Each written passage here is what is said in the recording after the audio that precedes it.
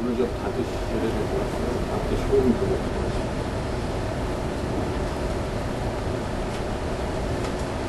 우리가 살아가면서 들어가고 나가는 그런 문들은 참 다양하죠. 여러분 어제 하루의 삶을 한번 생각해 보시면서 내가 어떤 문에 들어가는가 생각해 본다면 아마도 집 문을 들어왔죠. 집 문에 들어오기도 하고 또 뭐 화장실 문을 열고 들어가기도 하고 또 외출을 하셨다면 또 여기저기 이렇게 문을 열고 들어가셨을 것입니다. 가만히 생각해 볼 때 이거 들어가면 안 되는 곳에 혹시 들어간 건 아닌가 이런 생각도 해봐야 됩니다. 우리가 남자가 화장실에 급하다고 여자 화장실에 들어가면 안 되겠죠. 금지된 그런 것도 있습니다. 또 여자라면 남자 화장실에 들어가면 안 되겠죠. 또 허락하지도 않았는데 남의 집 문을 열고 들어가면 가택 침입죄에 걸립니다. 그런 것이죠. 또 도둑질 하는 사람들이 무단으로 들어간다고 했지. 우리가 들어가서는 안 될 그러한 문들이 있습니다. 특별히 우리 그리스도인들이 들어가서는 안 될 분들이 있죠. 여러분 유흥업소의 문을 열어서는 되겠습니까? 안 되겠습니까? 그렇지 안 될 것입니다. 퇴폐업소 들어가서도 안 될 것입니다. 또 도박업소에 들어가서도 안 되겠죠. 무슨 빠칭 뭐 이런 거 하잖아요. 크리스천들이 또 어디 점친다고 또 들어가고 그래서는 안 될 것입니다. 그리고 우리가 특별히 교도소 문으로 들어가면 또 안 될 것이죠. 죄를 지어서 우리가 들어가서는 안 될 그런 분들이 있습니다. 그리고 가능하다면 여기 안 들어가면 좋겠다는 분도 있습니다. 병원 문은 안 가는 게 좋겠죠. 건강해서. 또 한편 가능하면 좀 들어가야 되는 그런 분도 있죠. 우리가 책을 잘 많이 안 읽는 경향들이 있지만 그래도 이 시립도서관도 있고 도서관 문은 좀 자주 열고 들어가면 우리 삶이 참 유익해질 것입니다. 우리 인생에서 그런데 꼭 들어가야 될 아주 자주 들어가야 될 그러한 문이 있습니다. 어떤 문이겠습니까? 교회문. 그렇죠. 여러분 오늘 열고 들어오셨니? 미리 열려 있지만 저 문을 여러분이 건너서 들어오셨습니다.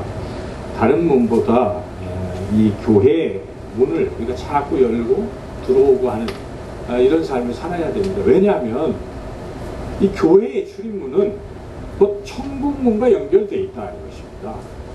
교회의 출입문이 천국문과 연결되어 있어요. 우리 인생을 마치는 그날 우리 앞에는 두 문이 있을 것입니다. 지옥문과 천국문이 있을 것입니다.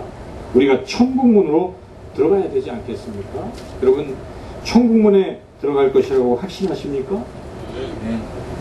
아멘 하신 분만 들어가시기 이렇게 하면 안 되겠죠. 여러분 모두가 다 천국문에 들어가시기를 주님의 이름으로 축원합니다. 이 세상에 나쁜 사람들이 있어요. 가장 나쁜 사람들은 천국문에 들어가려고 이 교회문에 들어온 사람들을 이렇게 몰래 잠입해서 빼내서 지옥문으로 데려가는 그런 사람들이 있어요. 우리가 지난주 말씀에 그런 강도들, 거짓 이단들이 그런 사람들입니다. 그래서 우리가 그런 사람들을 주의해야 되겠죠. 그런데 두 번째로 악한 사람이 있습니다. 두 번째로 악한 사람은 자기도 들어가지 못하는 천국문에 다른 사람들이 들어가지 못하도록 막는 사람이라는 것입니다. 우리 예수님께서 그것을 지적하셨습니다. 바로 바리새인들이었습니다. 그래서 예수님께서 마태복음 23장 13절에서 이렇게 말씀하십니다. 바 있을진저 외식하는 서기관들과 바리새인들이여 너희는 천국문을 사람들 앞에서 닫고 너희도 들어가지 않고 들어가려 하는 자도 들어가지 못하게 하는도다. 이게 큰 죄악 중에 하나입니다. 자기만 못 들어가면 그만인데 다른 사람도 천국 들어가는 것을 방해할 수도 있다는 것입니다. 우리가 신앙생활을 하는데 예배드리러 기도하러 교회 문으로 들어오려고 하는 그런 사람들을 교회 밖으로 유혹해서 들어가지 못하게 한다면 나쁜 사람인 것이죠. 그래서 히브리 기자가 이렇게 말씀을 전합니다. 히브리서 10장 24절 25절에 서로 돌아보아 사랑과 선행을 격려하며 모이기를 폐하는 어떤 사람들의 습관과 같이 하지 말고 오직 원하여 그날이 가까움을 볼수록 더욱 그리하자. 이 말씀의 뜻이 무엇입니까? 여러분, 신앙생활에서 가능하면 다른 분들이 교회 오도록 권면하는 거 굉장히 귀한 일이에요. 여러분, 교회 가시면 하나님 만나고 은혜 받습니다. 우리 함께 모이게 힘씁시다. 함께 기도합시다. 함께 예배드립시다. 함께 서로 사랑을 나눕시다. 교회 갑시다. 이게 얼마나 좋은 것입니까? 그런데 반대로 웬만하면 교회 가지 맙시다. 자꾸 그렇게 유도를 한다면 악한 사람인 것이죠. 하나님이 가장 싫어하시는 사람이겠죠. 왜냐하면 바리새인들 하나님 증오하셨어요. 왜냐? 자기가 못 들어간 그만인데 남들도 들어가지 못하게 막았기 때문입니다. 성경에 우리 예수님이 질책하시는 부분이 너희가 만약 다른 사람을 실족해 하면 차라리 연자 맷돌을 메고 바다에 빠뜨리는 것이 낫다라고 그렇게 준엄하게 책망하신 것입니다. 그게 무슨 뜻입니까? 실족하게 하는 것은 죄짓게 하는 것입니다. 자꾸 죄짓게, 나만 죄를 짓는데 다른 사람도 이왕이면 같이 죄를 짓게 하는 게 이게 사람의 심리인데, 그런 사람들에 대해서 하나님께서 결단코 용서하지 않는다는 것입니다. 그런데 이제 세 번째로 가장 좋으신 분, 어떤 분이시겠습니까? 이 천국문에 들어가게 하시는 분이십니다. 바로 우리 예수님이신 것이죠. 오늘 본문에 우리 예수님께서 내가 양의 문이다. 나를 통해 들어가면 너희들이 천국에 들어갈 것이다. 영생을 얻을 것이다. 구원을 받을 것이다. 그러니 이 안으로 들어오라고 오늘 우리 예수님이 그렇게 말씀하십니다. 우리 주님의 말씀을 다시 한번 읽어보겠습니다. 10장 7절 말씀입니다. 같이 한번 읽어보겠습니다.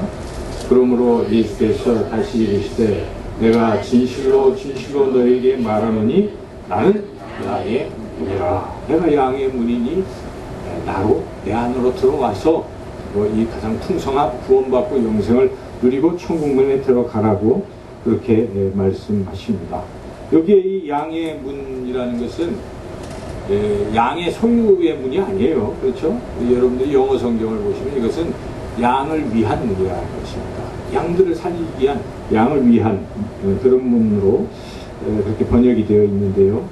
이제 과거에 이스라엘 사람들, 목자들이 양을 칠 때 어떻게 치냐면 이제 울타리를 이렇게 치겠죠.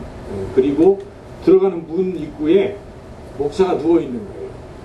그리고 목자를 거쳐서 양들이 들어가게 하는 거예요. 항상 잘 때도 거기를 딱 지키고 있는 것입니다. 그래서 일이나 뭐 늑대가 못 들어오게 막겠죠. 그렇죠. 양들은 들여보내고 막놓고. 그래서 우리 주님 이미 그 삶을 아시잖아요. 이스라엘 백성들은. 그러므로 이 양의 문은 곧 목자와 같은 것입니다. 뒤에 이제 나는 선한 목자라고 주님 계속 말씀하시는데 미리 이 말씀도 하신 것이죠. 그래서 오늘은 이 부분만 우리가 생각하며 은혜를 나누려고 하는데, 예수님께서 양의 문이라 하는 것입니다. 저를 따라서 해보시죠. 예수님은 양의 문이십니다. 예수님은 양의 문이십니다. 이 양들에게 있어서 이 양의 문은 굉장히 중요한 거예요. 이 이제 울타리를 이렇게 쳤기 때문에 양들이 울타리 안에 들어있으면 어떻습니까? 완전하고 보호받고 편히 자고 하는 것이죠. 그런데 울타리 안에 못 들어가면 안 되죠. 근데 들어가려면 어디로 들어가야 돼요? 양이 막 점프를 해가지고 그 울타리 안으로 들어갈 수는 없잖아요. 양은 그냥 문으로만 들어가야 됩니다. 이 양의 문으로 들어가야 되는 것입니다. 그런데 양이 들어갈 양의 문을 모르고 잊어버리고 그러면 어떻게 되겠습니까? 밖에서 뱅뱅 도는 거예요. 못 들어가면 죽는 것입니다. 그게 이런 양 아니겠어요? 그래서 우리는 이 양의 문으로 어든지 파악해서 우리는 양이기 때문에 양의 문 안으로 들어가야 한다는 것입니다. 그런데 우리 예수님께서는 이 양의 문이라고 말씀하시면서 또 하나 특별한 말씀하셨어요. 다른 문은 없다는 것입니다. 울타리에 또 다른 쪽문이 있고 그런 게 아니라는 것입니다. 오직 나를 통해서만 들어가야 된다라고 아주 강조를 하고 계세요. 그래서 7절에 내가 양의 문이라고 주님 말씀하시고 8절에 이어서 하시는 말씀이 무엇입니까? 8절 말씀 같이 한번 읽어보겠습니다. 나보다 먼저 온 자는 다 절도요 강도니 양들이 듣지 아니하였느니라. 왜 갑자기 이 말씀, 양의 문 얘기하다 이 말씀을 하셨습니까? 다른 절도 강도는 양의 문이 아니라 이것을 지금 말씀하시는 것입니다. 그러므로 우리가 오직 예수님만이 우리를 구원하시는 구원자이심을 믿습니다. 여러분, 다른 구원의 길은 없어요. 혹자들은 심지어 신학자들 가운데에서도 종교다원주의에 이렇게 빠져서 다른 쪽에도 구원이 있다고 주장하는 사람이 있어요. 제가 옛날에 감리교회에서 그런 분이 있었는데요. 유명한 학자였는데 이런 비유를 들었습니다. 그분이 산의 정상에 올라가는데 한 길만 있냐 이겁니다. 그렇죠, 여러분. 산의 정상에 올라가면 이 길도 있고 저 길도 있고 또 하는 길들이 있다. 똑같아. 구원받는 구원의 정상으로 가는 길에는 다양하다. 그런 비유를 거기다 붙일 수는 없는 것이죠. 그것은 그런 일에 그런 것이지 어떻게 구원에 여러 길이 있겠습니까? 오직 예수님을 믿는 것으로 우리는 구원을 얻을 수 있다 하는 것이죠. 그래서 우리 예수님께서 분명하게 선포하셨습니다. 요한복음 14장 6절에서 예수께서 이르시되 내가 곧 길이요 진리요 생명이니 나로 말미암지 않고는 아버지께로 올 자가 없느니라. 우리가 이 말씀을 믿지 않습니까? 그러므로 요즘 다른 종교와 화해를 하고 뭐 좋은 부분들이 있겠죠. 그렇지만 구원의 길을 양보할 수는 없는 것입니다. 오직 구원은 그들이 아무리 너희들은 독선적이라고 배타적이라고 할지라도 이건 아닌 것이에요. 그래 예수님 믿으시라고 우리가 얘기를 할 수밖에 없는 것입니다. 여러분 이 신앙을 확실히 가지셔야 되는 것이죠. 그래서 다른 어떤 것에 솔깃하는 아니라 우리는 구원받는 길이 오직 예수님을 믿는 것 때문에 구원받는다는 것을 절대로 잊어서는 안 된다는 것입니다. 사도 바울도 재차 강조합니다. 사도행전 4장 12절 말씀입니다. 다른 이로서는 구원을 받을 수 없나니 천하 사람 중에 구원을 받을 만한 다른 이름을 우리에게 주신 일이 없음이라 하였더라. 예. 그리고 사도 바울도 똑같이 말씀합니다. 갈라디아서 1장 7절에 다른 복음은 없나니 다만 어떤 사람들이 너희를 교란하여 그리스도의 복음을 변하게 하려 함이라. 그러므로 우리는 이 예수님 하신 말씀, 베드로가 한 말, 그리고 바울이 한 말 다 여러분들이 새기시고 그렇지 구원은 오직 예수님 통해서 얻는 것이구나. 이것이 흔들리면 안 된다는 것입니다. 어떤 사상이나 시대적인 흐름이 있을지라도 우리는 이것만큼은 분명하게 지켜야 된다는 것입니다. 그래서 예수님이 내가 유일한 양의 문이라고 말씀하시는 것입니다. 나를 통해 통과해야만 우리 안에 구원의 길로 들어설 수 있다. 그렇게 말씀하십니다. 그리고 예수님께서는 이제 본론을 말씀하십니다. 내가 양의 문인데 내 안에 들어오면 어떤 행복을 얻을 것인지를 크게 두 가지를 말씀하시는 것이죠. 그래서 9절, 10절에 그 내용이 이렇게 서로 섞여 있습니다. 우리가 9절, 10절을 같이 한번 읽어보겠습니다. 내가 문이니 누구든지 나로 말미암아 들어가면 구원을 받고 또는 들어가며 나오며 꼴을 얻으리라. 도둑이 오는 것은 도둑질하고 죽이고 멸망시키려는 것뿐이요 내가 온 것은 양으로 생명을 얻게 하고 더 풍성히 얻게 하려는 것이라. 네, 이 말씀을 둘로 이렇게 나누어 보면 앞에 구원이라든지 생명이라는 것은 같은 거예요. 그렇죠? 여러분 구원받잖아요. 그죠? 생명을 얻죠. 영생을 얻잖아요. 하나님 나라 백성이 되죠. 이건 다 같은 어찌 보면 미래적인 이런 것을 말할 수 있겠습니다. 우리가 죽어서 받는 그런 구원의 상태를 주님이 말씀하시는 것이죠. 그래서 우리는 오직 예수님을 믿음으로 이렇게 구원을 받게 된다 하는 것입니다. 그런데 예수님이 아닌 다른 사탄은 어떻게 합니까? 사탄은 10절에 보니까 죽인다, 이런 죽이고 멸망시킨다. 반대적인 얘기 아니겠습니까? 그래서 우리가 예수님을 따라가지 아니하면 그냥 뭐 아무것도 아니라는 게 아닙니다. 그것은 죽음의 길이요, 멸망의 길인 것입니다. 인생은 딱 두 가지로 나뉘는 것입니다. 뭐 아니면 도인 것이지 중간 회색지대는 없습니다. 신앙의 회색지대는 없다는 것을 여러분 알아야 됩니다. 확실하게 신앙생활 하는 것입니다. 내가 예수님을 믿어 구원을 받든지 아니면 아예 안 믿어서 멸망의 길로 가든지 둘 중에 하나인 것이죠. 그래서 우리가 양의 문이신 예수님을 믿을 때에 예수님 그 안으로 들어갈 때 우리는 구원을 받는다. 이것은 아마 여러분들이 말씀을 들으면 지금까지 듣는 거예요. 이것에 의심하거나 이것에 흔들리기는 참 어려울 것입니다. 듣던 말씀이기 때문에. 그래서 여러분이 항상 이것을 명심해야 되겠습니다. 두 번째 주시는 행복은 무엇입니까? 여기에 보니까 9절에는 꼴을 얻으리라 이렇게 또 표현이 되어 있죠. 그리고 10절에는 더 풍성히 얻게 하려는 것이다. 이게 무슨 뜻일까요?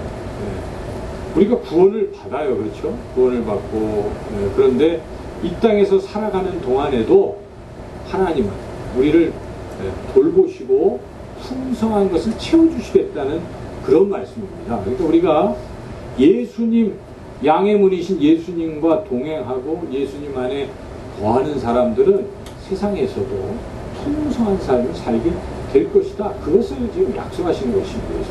꼴을 주신다는 것입니다. 물론 이 꼴은 육신의 어떤 양식을 말씀할 수도 있겠죠. 그런데 주님이 말씀하시는 것은 항상 우리 앞에서 6장에서 주님이 말씀하시는 것은 떡도 주시지만 오병이어의 기적도 베푸시지만 무엇을 말씀하셨습니까?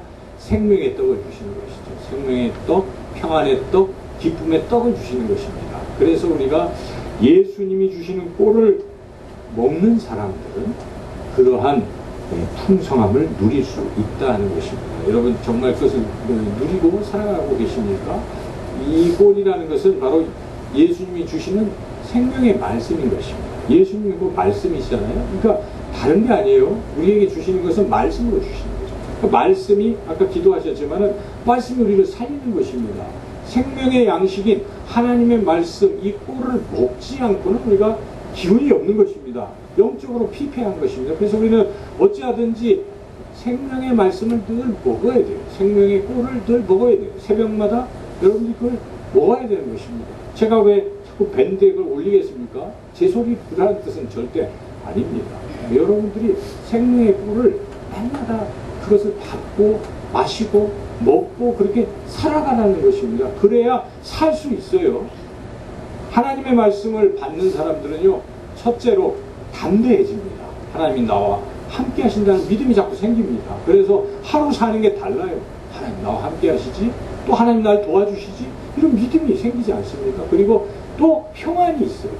하나님이 함께 하시는데 누가 나를 해칠 것이냐, 누가 나를 어떻게 할 것이냐, 그런 것으로부터 우리가 담대해지고 그리고 평안을 누릴 수 있습니다. 그리고 주님이 함께 하시기 때문에 왠지 기쁘다는 것입니다. 세상에 알 수 없는 기쁨을 누리며 사는 것입니다. 그래서 우리가 이 생명의 꼴을 우리가 늘 먹어야 되는 것입니다. 생명의 양식을 날마다 먹을 때 우리는 그러한 삶을 누리게 된다 하는 것입니다. 이렇게 우리 예수님께서는 우리에게 영원한 생명을 주시고 또한 이 땅에서 살아가는 동안 필요한 것들을 공급해 주시고 영적인 평안과 기쁨과 그리고 또한 이 말씀을 여러분들이 자꾸 읽으면요 지혜가 생깁니다. 그렇죠? 분별력이 생기는 것이에요. 이게 옳은지 저게 옳은지 이렇게 하면 하나님이 기뻐하실지 어떨지를 잘 알게 되는 것입니다. 그런 지혜가 생겨요. 그러나 말씀을 가까이 아니하는 사람들은 이 분별력이 도대체 없어요. 자기가 무슨 말을 했는데도 이게 뭔 말인지 자기도 모르고 이게 하나님이 기뻐하실 말인지도 몰라요. 그래서 항상 말하는 게 경우에 합당하지도 않고 분별력이 전혀 없다는 것입니다. 이게 참 어리석은 사람이라고 성경은 말씀하고 있습니다. 우리가 그렇게 살아서는 안 됩니다. 항상 말씀대로 말씀을 묵상해서 하나님이 이걸 기뻐하시는구나 그렇게 사는 거예요. 그러면 그 삶이 지혜로운 삶이고 그렇게 판단해서 나가다 보면요 이 세상에서도 사람들이 그걸 또 인정하게 됩니다. 압니다. 정직한 사람은 다 알아요. 진실되게 사는 사람들 압니다. 자기를 희생하는 사람들 세상이 압니다. 제가 얼핏 어떤 방송에서 어떤 이야기를 들었는데 이런 말을 하더라고요. 직장에서 사람을 쓸 때 어떤 사람을 쓰느냐 이제 사람에게는 두 가지가 있습니다.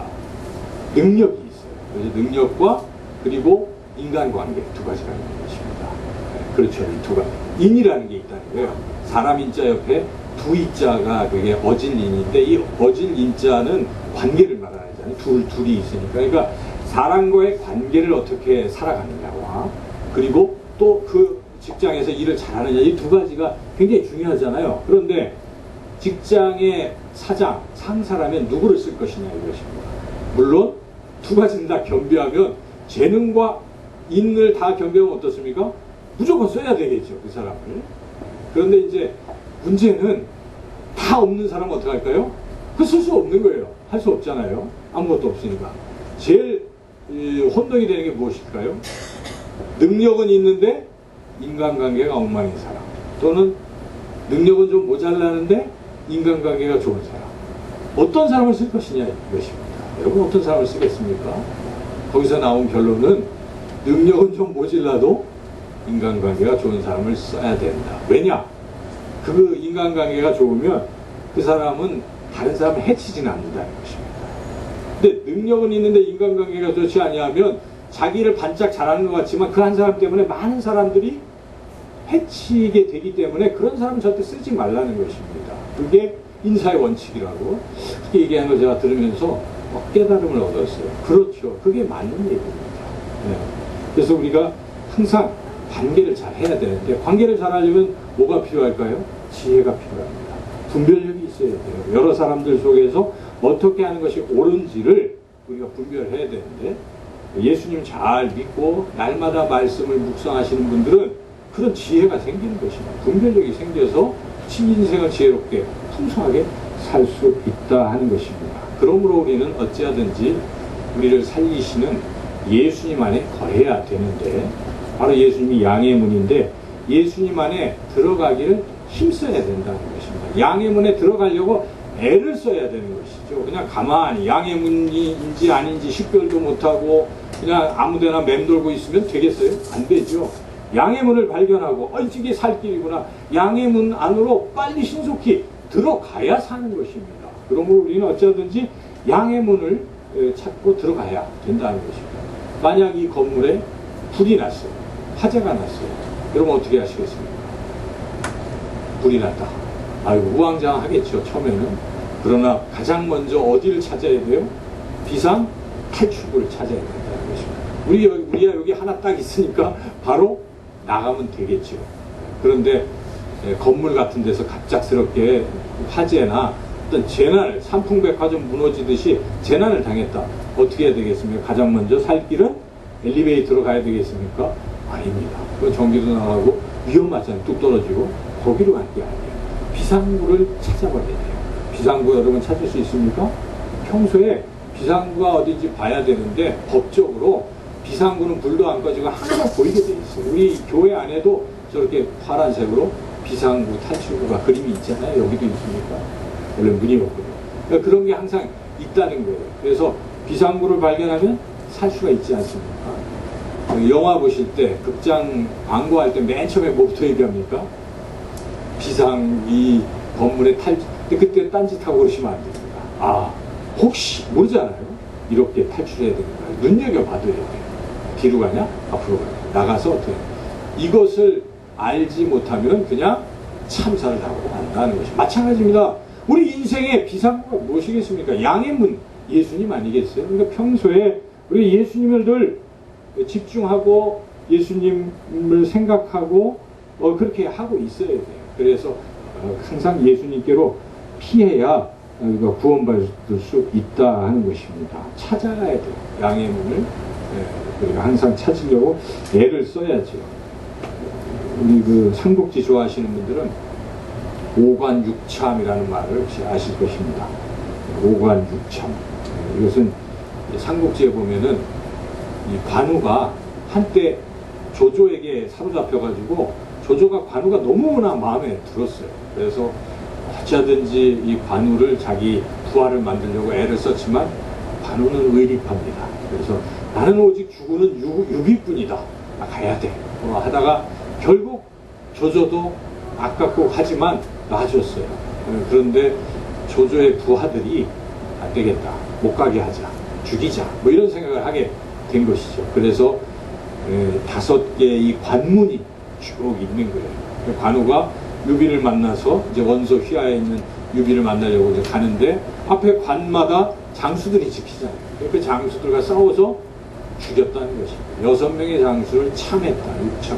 5관을 지나고 또 5관6참이라는 말이 있습니다. 여러분 그 장면 한번 생각해 보십시오. 관우가 오직 유비를 만나려고 그 관문을 뚫어가는 것입니다. 우리가 과연 주님을 만나려고 양의 문을 향해서 그렇게 가고 있는지, 우리 인생이 내가 유혹이 있고 유혹의 관문들이 있을 수도 있습니다. 여러 가지 뭐 이런 것도 어려움도 있어요. 이런 관문을 과연 뚫을 수 있는 것이냐. 그래서 우리는 어찌하든지 양의 문으로 들어갈 것이냐, 어찌하든지 교회의 문으로 들어올 것이냐, 우리가 적용을 한다면 그런 것 아니겠습니까? 교회 문이야 어떻든, 교회 오는 것이 어떻든, 내가 편하고 나 즐거운 일, 나 바쁜 일이 있으면 그냥 외면하는 그런 신앙이 과연 양의 문을 찾는 신앙이냐, 이것입니다. 양의 문을 찾는 그러한 태도로 우리가 정말 애써서 그 양의 문으로 들어가야 된다는 것입니다. 우리 시험 치는 학생들 관문을 뚫는다고 하지 않습니까? 입시에 관문이 있어요. 우리 고3 학생들 지금 입시의 관문을 뚫어야 되는 거예요. 그 관문을 들어가야 대학교에 진학하는 것이죠. 취업의 관문도 있습니다. 취업하는 학생들 시험 치르잖아요. 그걸 뚫고 들어가야 된다 하는 것입니다. 여러분, 우리 인생에 군대 갈 때도 마찬가지인 것 같아요. 징병검사라는 첫 번째 관문이 있어요. 여기서 실패하면 가고 싶어도 못 가는 거죠. 물론 안 가려고 하는 사람도 많지만 그런 거죠. 그래서 우리가 항상 우리가 살면서도 입시의 관문, 취업의 관문, 병역의 관문들을 뚫으려고 애를 쓰고 살고 있는데, 하물며 우리 양의 문, 생명의 문, 우리에게 풍성을 주시는 주님을 향해 가는 그 길을 우리가 그렇게 수월하게 편안하게 그냥 외면하고 살아가서는 안 된다는 것입니다. 여러분, 양의 문이신 주님께 나아가는 그 길을 어찌하든지 진력을 다해서 나아가신, 그래서 여러분 구원을 얻으시고 그리고 날마다 풍성한 꼴을 받아 풍성한 삶을 사시기를 주님의 이름으로 축원합니다. 좋으신 하나님 감사합니다. 우리에게 생명 주시려고 또 매일매일 더 풍성함을 주시려고 우리를 양의 문이 되셔서 부르고 계신데, 하나님 우리가 이 세상이 좋아서 양의 문이 있는지도 모르고 주님 양의 문을 향하지 못하는 어리석은 시간들이 있었습니다. 불쌍히 여겨주시고 양의 문을 향할 수 있도록 은혜를 베풀어 주시옵소서. 양의 문에 들어가서 풍성함을 누리고, 또한 아직도 이 세상에는 양의 문이 있는 것조차 모르고 그 안으로 들어올 생각도 하지도 않고 세상이 좋아서 세상 속에서 방황하는 어리석은 이들이, 또 안타까운 영혼들이 참 많습니다. 하나님, 그 영혼들을 양의 문이신 예수 그리스도께로 인도하는 우리 모두가 되게 하여 주시옵소서. 특별히 12호 이웃초청 이 잔치가 그 양의 문으로 영혼들을 인도하는 것임을 우리가 늘 깨닫고, 또 날마다 기도하며 최선을 다해서 한 영혼 주님 품으로 인도하는 우리 모두가 되게 하여 주시기를 간절히 원하옵고 예수님의 이름으로 기도하옵나이다.